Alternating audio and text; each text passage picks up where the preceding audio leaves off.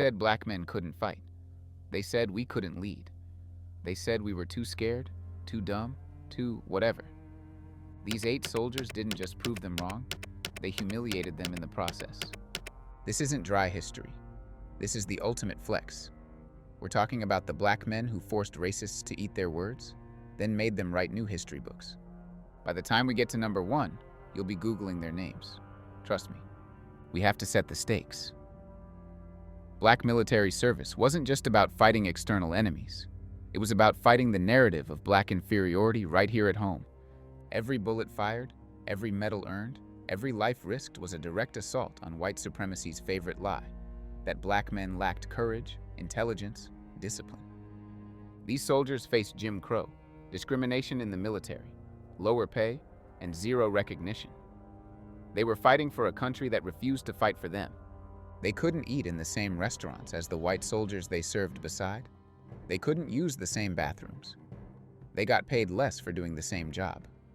And when they came home wearing their uniforms, white mobs attacked them for having the audacity to wear the American flag with pride. Colonel Thomas Wentworth Higginson, a white officer who led black troops during the Civil War, said it best. Till the blacks were armed, there was no guarantee of their freedom. Their courage under arms shamed the nation into recognizing them as men, not property, not servants, men. You want to understand why white America worked so hard to suppress, erase, and deny these stories? Because every single act of black military heroism destroyed the foundation their entire social order was built on. If a black man could charge into enemy fire with more courage than his white counterparts, how could you justify treating him as inferior? You couldn't, so you had to bury the story. Okay, now here are the 8 men and women who made that struggle undeniable. Let the countdown begin. Number 8, Robert Smalls, the captain who stole a warship. We start in the Civil War. Robert Smalls, born enslaved in South Carolina in 1839.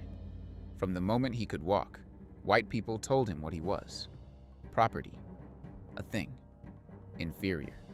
They said black men couldn't sail warships, couldn't navigate, couldn't think strategically. Robert Smalls was about to prove every single one of them wrong in the most spectacular way possible. His job: steering the Confederate transport ship, the CSS Planner. The Confederates trusted him to pilot their ship because they assumed he was too dumb to do anything about it. Fatal mistake. Smalls had been watching, learning, planning. On a dark night in May 1862, he waited until the white officers went ashore. Then he dressed in the white captain's uniform, put on the captain's straw hat, and with his crew of enslaved men, their families hidden below deck, he sailed that ship right out of Charleston Harbor. You want to talk about nerves of steel? Smalls had to give the correct signal at every Confederate checkpoint. One wrong move, they open fire. One suspicious gesture, they sink the ship. He pulled off every signal perfectly, mimicking the captain's mannerisms. The Confederates literally waved him through their blockade. Can you imagine their faces when they found out? When he reached the Union blockade, he lowered the Confederate flag and raised a white sheet. He delivered the ship and its 4 cannons and valuable intelligence about Confederate defenses to the Union Navy. The Confederacy was humiliated. They had to admit that an enslaved man was smart enough, brave enough, strategic enough to steal their warship right out from under them. Smalls became a captain in the U.S. Navy, fought in 17 naval battles, and later served 5 terms as a U.S. congressman from South Carolina, the same state where he'd been enslaved. He was such a badass. Lincoln personally met with him to discuss the recruitment of black troops. Smalls literally helped shape Union war strategy, from enslaved man to presidential advisor. That's not just making racists cry. That's making them rewrite their entire worldview. Number 7, Cathay Williams, the woman who fooled the army. Next up, Cathay Williams, the only documented woman to serve in the legendary Buffalo Soldiers, and she did it disguised as a man. Now, before we get into her story, understand what this means. This was post-Civil War America. Black men were barely considered human. Black women? They didn't even register in the military's imagination as potential soldiers. This was fighting on the frontier. The military was segregated, and the idea of a black woman serving was unthinkable. Literally, unthinkable. But Williams was tired of domestic work, tired of being told what she couldn't do. So she cut her hair, bound her chest, deepened her voice, and enlisted as William Cathay in the 38th Infantry Regiment. She served for 2 years, 2 full years fighting on the frontier, enduring harsh conditions, doing everything the men did. She marched hundreds of miles. She stood guard in freezing temperatures. She fought skirmishes with Native American tribes. And nobody, not her bunkmates who slept 3 feet away, not her commanding officers, knew she was a woman. She was only discovered when she got sick and a doctor examined her during a medical check. Can you imagine that moment? The doctor's face? The Army had to confront the fact that this William Cathay they'd relied on was actually a woman who'd outperformed half the men in the regiment. They said black women were weak, helpless, incapable of military service. She proved she was tougher, more resilient, more disciplined than half the men in her unit, and they had to let her walk away with an honorable discharge. Her existence shattered every stereotype about race and gender in the military. She was fighting a two-front war, against external enemies and against everyone who said she couldn't exist. Real quick, drop a comment if you'd heard of Cathay Williams before this video. I'm betting most of you haven't, and that's exactly the erasure we're fighting against. Number 6. Sergeant William Carney, the flag bearer. Now let's talk about the first black American to earn the Medal of Honor, Sergeant William Carney of the 54th Massachusetts Infantry Regiment. If you saw the movie Glory, you know a little about the 54th. But what the movie didn't fully capture was the weight these men carried. Not just the physical weight of their packs and weapons, but the psychological weight of representing an entire race. The 54th was an experiment. White military leaders wanted to prove that black men couldn't fight, couldn't show courage under fire. Every battle the 54th fought wasn't just a military engagement. It was a referendum on black manhood, black capability, black humanity. July 18th, 1863. The assault on Fort Wagner in South Carolina. This wasn't just brutal. It was a suicide mission. The fort was heavily defended, and the approach was across open beach with nowhere to hide. Confederate guns tore through the 54th. Men fell by the dozens. In the chaos, Carney saw the flag bearer get shot and fall. Carney didn't hesitate. He grabbed that American flag, the same flag that represented a country that still enslaved his people in much of the South, and he charged forward through a hail of bullets. He took a bullet to the leg, kept going. Bullet to the chest, kept going. Bullet to the arm, still going. He planted that flag on the parapet of Fort Wagner and held it there, alone, surrounded by enemy fire. Even as he was carried wounded from the field, shot 4 times, bleeding profusely, his only concern was the flag. As he stumbled back to Union lines, he declared to his regiment, "Boys, I only did my duty. The old flag never touched the ground." Racists insisted black men couldn't be patriots, couldn't show devotion to country, couldn't exhibit the selfless courage that defined a true soldier. Carney's act of devotion was undeniable. Even white commanders who didn't want to admit black valor had to recognize it. He received the Medal of Honor, though it took until 1900, 37 years later, because they couldn't stand giving it to him immediately. But they had to give it eventually. The story was too big, the courage too obvious to erase. Number 5. The 369th Harlem Hellfighters, the regiment that scared Germany. Fast forward to World War I. Meet the 369th Infantry Regiment, the Harlem Hellfighters. These men came from the streets of Harlem, from black communities across New York, ready to fight for American democracy abroad while being denied it at home. The U.S. Army refused to let them fight with white troops, too afraid it would challenge segregation, so they loaned them to the French Army. Get this, the U.S. Army was so racist, they sent an official memo to the French military warning them not to treat the black soldiers as equals. They literally said, "Don't commend them too highly. Don't shake their hands. Don't eat with them. Don't socialize with them." The U.S. government was more concerned with maintaining white supremacy than winning the war. But the French looked at that memo and basically said, "Are you kidding? We need soldiers who can fight, not your racist social rules." The French treated them as equals, as comrades, as men. For many of the Hellfighters, it was the first time in their lives white people had shown them basic respect. The Hellfighters fought on the front lines for 191 consecutive days, longer than any other American unit in World War I. Read that again. 191 days straight in combat. They never lost a foot of ground. They never had a man captured. They never retreated.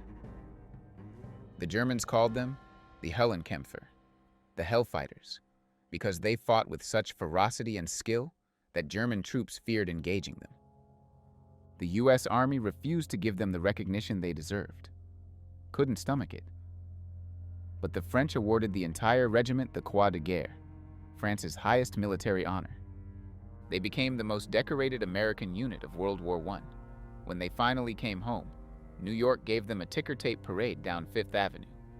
White America had to watch black men march as heroes, and it drove racists absolutely insane. Number 4. Henry Johnson, the one-man army. Within the Hellfighters was a man named Henry Johnson, a slight man, barely 5 feet 4 inches, who worked as a railway porter before the war. The kind of man white society looked at and saw nothing, just another black worker, invisible, insignificant. Henry Johnson was about to become a legend, a one-man army who would embarrass the entire German military. May 15, 1918. Johnson and a comrade, Needham Roberts, were on sentry duty in the Argonne Forest when they heard movement in the darkness. Before they could react, a German raiding party of at least 20 to 24 men attacked. They wanted to capture American soldiers for intelligence. They picked the wrong two. Johnson's rifle jammed after 3 shots. His grenades were gone. Roberts was wounded and unconscious. Johnson was alone, facing 24 German soldiers in the dark. Most men would have surrendered. Most men would have run. Henry Johnson picked up his bolo knife, a 12-inch blade, and went to work. He fought off the entire raiding party. Slashed, stabbed, fought with his bare hands. When one German tried to drag Roberts away for capture, Johnson chased him down and killed him. He sustained 21 wounds, 21, including gunshot wounds, grenade shrapnel, and blade injuries. He refused to stop fighting until the Germans retreated. The French immediately gave him the Croix de Guerre with a gold palm for extraordinary valor, the first American to receive it in World War I. The U.S. Army? They gave him a parade in Harlem, took his photo for propaganda purposes, then sent him home permanently disabled without proper disability benefits or medical care. They literally used his heroism for recruitment, then discarded him. He died in 1929, broken and forgotten by the country he'd bled for. The U.S. government refused to give him the Medal of Honor because acknowledging a black man as the bravest soldier in World War I was too much for white supremacy to handle. It took 86 years, until 2015, for the U.S. to finally award him the Medal of Honor posthumously. If Henry Johnson's story makes you angry, good. That anger is what drives us to make sure these stories are never forgotten again. Comment below how you're feeling right now. Number 3. Dory Miller, Pearl Harbor's real hero, December 7th, 1941. Pearl Harbor. Everyone knows this date, but most people don't know the name of the first American hero of World War II. His name was Dory Miller, and his job on the USS West Virginia was mess attendant, a cook, and valet. Why? Because black men were not allowed to serve in combat roles in the U.S. Navy. The Navy's official position was that black men lacked the intelligence and courage for combat. Dory Miller was about to prove them catastrophically wrong. When Japanese planes attacked, Miller was collecting laundry. Laundry. That was his assigned duty. The ship was hit by multiple torpedoes. Chaos everywhere. Instead of seeking safety, Miller ran toward danger. He helped carry his mortally wounded captain to shelter. Then, he saw an unmanned anti-aircraft machine gun. Miller had never been trained on that weapon. The Navy didn't train black sailors on weapons because they assumed black men couldn't handle them. Miller figured it out in seconds. Ammunition was flying. Planes were strafing the deck. Fire was everywhere. He grabbed that gun and started shooting. He fired for 15 minutes straight until the gun ran out of ammunition, shooting at Japanese planes with zero training. He shot down at least one, possibly two Japanese planes, saved countless lives by providing anti-aircraft cover. The Navy later confirmed his actions prevented further damage to the ship and protected sailors escaping to the water. He was the first American hero of World War II, the very first. At first, the Navy tried to bury the story. In initial reports, they only referred to him as an unnamed Negro sailor. They couldn't even bring themselves to say his name. But the black press, particularly the Pittsburgh Courier, forced them to identify him. Public pressure mounted. Finally, Admiral Chester Nimitz personally awarded Miller the Navy Cross, the third highest honor in the U.S. Navy, making him the first black recipient. The Navy had to admit that a black man was their first hero in the war they couldn't afford to lose. Miller died 2 years later when his ship was torpedoed. He was 24 years old, but his legacy forced the Navy to begin reconsidering its racist policies. One man, one day, changed everything. Number 2, Charles Young, the general. They tried to retire. Charles Young. The name might not be familiar, but it should be. He was the third black man to graduate from West Point, the first black superintendent of a national park, the first black military attaché in U.S. history, fluent in 5 languages, and by 1917, he was the highest-ranking black officer in the U.S. Army. He was a colonel on track to become America's first black general, and white America absolutely could not handle it. Young had proved himself repeatedly. He led missions in the Philippines, in Mexico chasing Pancho Villa, in Liberia advising their military. He was more qualified, more experienced, more multilingual than most white generals. But when America entered World War I in 1917, the Army faced a problem. If Young got promoted to general based on his rank and service, he'd be commanding white troops, and that was unacceptable to a segregated military. So they did something shameless. They forced him into retirement 5 days before his 53rd birthday, claiming he had high blood pressure and wasn't physically fit for command. It was a lie. Everyone knew it was a lie. Young was in excellent health, better condition than generals 20 years younger. But they needed an excuse, so they invented a medical condition. Young refused to accept this insult. He decided to prove, publicly and undeniably, that he was fit for duty. So this 53-year-old man rode his horse 500 miles from his home in Xenia, Ohio, to Washington, D.C., 500 miles, on horseback, in 16 days. He crossed rivers, rode through storms, documented every mile with photographs and witnesses. He arrived in Washington and demanded reinstatement. Newspapers covered his journey. Black communities across the country celebrated. White military officials were humiliated. Here was their supposedly sick, unfit officer who just rode 500 miles without stopping. How do you maintain the lie in the face of that evidence? They didn't reinstate him to combat command. They couldn't stomach a black general. But Young exposed their hypocrisy for the world to see. His ride became a symbol of black excellence that no medical excuse could hide. He forced the nation to confront that his skin color, not his capability, was the real issue. After the war ended, they finally promoted him to colonel, and he died just 3 days after returning from an assignment in Liberia in 1922. He never got his general's star, but everyone knew he'd earned it 10 times over. Number 1, the Tuskegee Airmen, the Red Tails who ended the myth. And finally, number 1, the unit that absolutely, undeniably, ended the myth of black military incompetence forever, the Tuskegee Airmen. These men didn't just fight a war.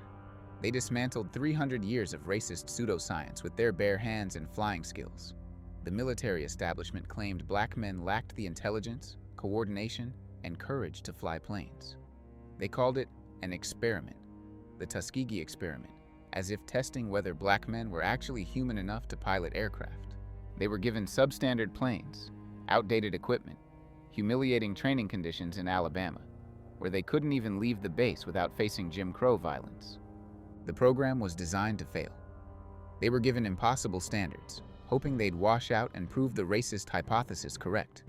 Instead, these men worked harder, studied longer, and trained more rigorously than any other aviation unit.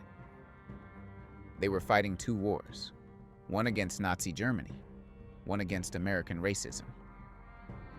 In the skies over Europe, the Red Tails, pilots of the 332nd Fighter Group, became legendary. They were assigned the most dangerous mission, escorting bombers deep into enemy territory. Bomber crews had been suffering massive casualties because German fighters would swarm and destroy them. The Red Tails changed everything. They flew over 15,000 sorties, over 1,500 missions. They shot down over 100 German aircraft. But here's the number that made racists weep. They never lost a bomber they were escorting to enemy fighters. Never. That's not luck. That's skill. That's courage. That's undeniable excellence. White bomber crews, men who wouldn't drink from the same water fountain as these pilots back home, started specifically requesting the Red Tails as escorts. They wanted the black pilots protecting them because they knew the Red Tails were the best. Racism took a backseat to survival, and survival meant trusting black excellence. The Tuskegee Airmen's performance was so extraordinary, so undeniable, it directly influenced President Truman's decision to sign Executive Order 9981 in 1948, officially desegregating the entire United States military. They didn't just win the war in the air, they won the war against segregation on the ground. They proved, beyond any doubt, that excellence has no color. They made racists cry, not with words, but with results so perfect that even bigots couldn't deny them. Which of these 8 stories shocked you the most? Drop the number in the comments right now. And if you learned something today, hit that like button. If one man does something incredible, that's impressive. If 8 men and 1 woman from different wars, different eras, different centuries, all do the same thing, that's not isolated. That's a pattern. That's a systematic refutation of white supremacy repeated across generations. First pattern: excellence as resistance. Every one of these individuals understood that their battlefield wasn't just against external enemies. Their real battle was against the narrative that black people were inferior. Every medal earned, every mission accomplished, every act of heroism was a bullet fired at white supremacy's foundation. Second pattern: undeniable facts. They didn't just win, they won so decisively, so perfectly, that even racists couldn't spin it. Robert Smalls didn't almost steal a ship. He stole it perfectly. The Tuskegee Airmen didn't just protect most bombers. They protected all of them. Third pattern: forced recognition. Nobody wanted to give them credit. Every single one of these stories involves white America being dragged kicking and screaming to acknowledge black excellence. But the facts were too loud to ignore. Fourth pattern: delayed or denied honors. Henry Johnson waited 86 years for his Medal of Honor. William Carney waited 37 years.